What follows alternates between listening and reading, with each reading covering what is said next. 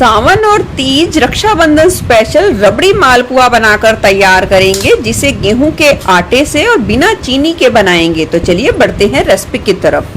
रबड़ी मालपुआ बनाने के लिए सबसे पहले हम रबड़ी बना के तैयार करेंगे। ये भारे तले वाली कढ़ाई ले लिया है और ले लिया है 1 लीटर के करीब फुल क्रीम दूध।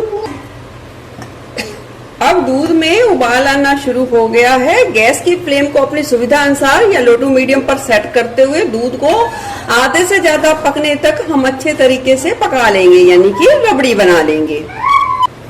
रबड़ी देखिए बहुत ही अच्छे तरीके से बनके तैयार हो गई है। अब हम जो मालपुए के बैटर में रबड़ी को यूज करेंगे, तो हम एक मीडियम साइज की कटोरी बिना चीनी डाले ही प्लेन निकाल लेंगे और उसे ठंडा करने के लिए छोड़ देंगे। बची हुई रबड़ी में डाल देंगे स्वाद के अनुसार देसी खांड। इसे भी थोड़ा सा मिलाकर पका लेंगे। चलिए दोनों तरीके की रबड़ी बनाकर तैयार कर ली है। इसे भी निकाल लेंगे एक बर्तन में और ठंडा होने के लिए छोड़ देंगे। और इतने में तैयार करेंगे हम मालपुए के लिए चाशनी। चाशनी बनाने के लिए हमने ये चाय पैन ले लिया है, जिसमें डाल दी है देसी खांड। हम यहाँ हेल्दी तरीके से बनाएंगे, हेल्दी मीठे का इस्तेमाल करेंगे। जितनी खांड ली है उसका थोड़ा सा कम मैंने यहाँ डाल दिया है पानी। डाल देंगे 2 से 3 हरी इलायची खोलकर डाल देंगे अच्छी खुशबू और अच्छे कलर के लिए थोड़ा सा केसर। अब चाशनी में एक उबाल आने देंगे। चाशनी में बहुत ही अच्छे तरीके से उबाल आ गया है। जिस तरीके से गुलाब जामुन की चाशनी होती है, उतनी ही हमें चिपचिपी बना के तैयार करनी है। मालपुए के लिए हमें 1 तार या 2 तार की बिल्कुल भी जरूरत नहीं है। 2 से 3 मिनट के लिए पका लेंगे। और ये देख सकते हैं चाशनी हमारी बहुत ही अच्छे तरीके से पक गई है। और चेक करने पर देखेंगे इसमें बहुत ही अच्छे तरीके से शाइन भी आ गई है। बस इतनी ही चिपचिपी हमें चाहिए। गैस की फ्लेम कर देंगे बंद। तो चलिए तैयार करते हैं मालपुए का घोल। मालपुए का घोल बनाने के लिए एक खुले बर्तन में हम लेंगे 1 बड़ी कटोरी के करीब गेहूं का आटा। हम इसे मैदे से नहीं बनाएंगे, गेहूं के आटे से बनाकर तैयार करेंगे। डाल देंगे 1 चम्मच के करीब सूजी। सूजी बारीक हो चाहे मोटी हो, कोई भी आप डाल सकते हैं। इस स्टेज पर आप थोड़ा सा इलायची पाउडर का भी इस्तेमाल कर सकते हैं, पर मैंने चाशनी में यूज किया है तो मैं यहाँ स्किप करूंगी। डाल देंगे तैयार की हुई रबड़ी, जो हमने बिना चीनी के रखी थी अलग निकाल के, उसे हम डाल देंगे और अच्छे तरीके से मिला लेंगे।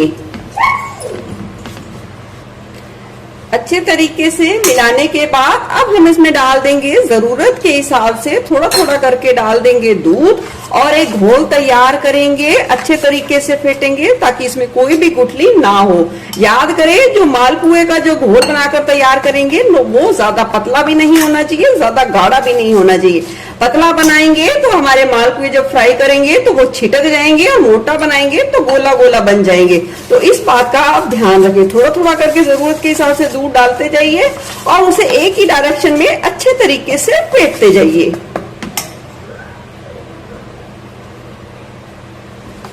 यहाँ लगभग 1 गिलास से थोड़े से कम दूध का इस्तेमाल किया है। और आपका घोल आटे के हिसाब से तैयार हो सकता है, जिसमें दूध की मात्रा थोड़ा कम ज्यादा भी लग सकती है। याद रखिए घोल बिल्कुल ना ज्यादा गाढ़ा होना चाहिए ना पतला होना चाहिए। कुछ इस तरीके से कंसिस्टेंसी में तैयार करें।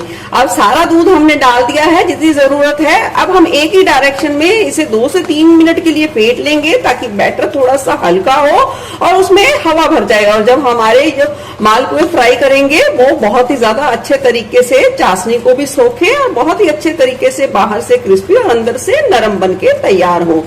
तो चलिए हमारा बैटर बिल्कुल घोल के बिल्कुल तैयार है। अब हम इसे 5 से 10 मिनट के लिए रेस्ट के लिए छोड़ देंगे।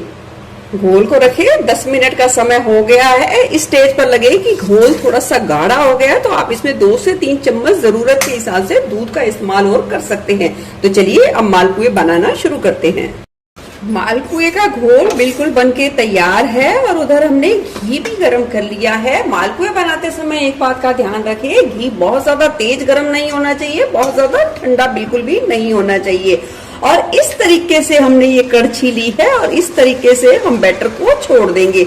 अगर बहुत ज्यादा तेज गरम घी में आपने डाल दिए तो वो क्या होगा, अपनी आकार से बिल्कुल कम हो जाएंगे, वो सिकुड़ना शुरू हो जाएंगे या चटकना शुरू हो जाएंगे। इस बात का ध्यान रखें।